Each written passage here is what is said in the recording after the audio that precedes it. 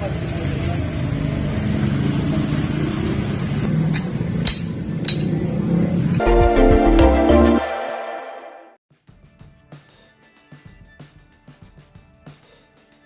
petugas damkar saat evakuasi uang Rp100.000 yang masuk ke dalam gorong-gorong.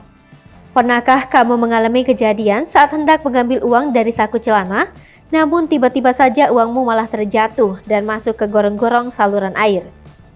Hal itu pula lah yang dialami oleh seorang pria pada Jumat 13 Mei 2022.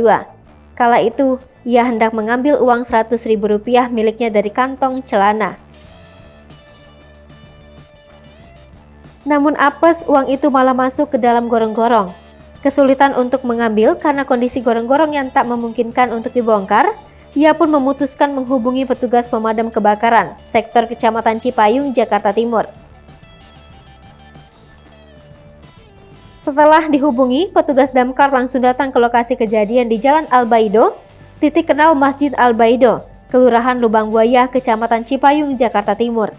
Sebanyak 3 orang personil dikerahkan ke lokasi kejadian untuk membantu si pria mengambil uangnya yang terjatuh. Kurang dari 10 menit, uang tersebut berhasil diambil dari gorong-gorong, kemudian diserahkan kepada si pemilik.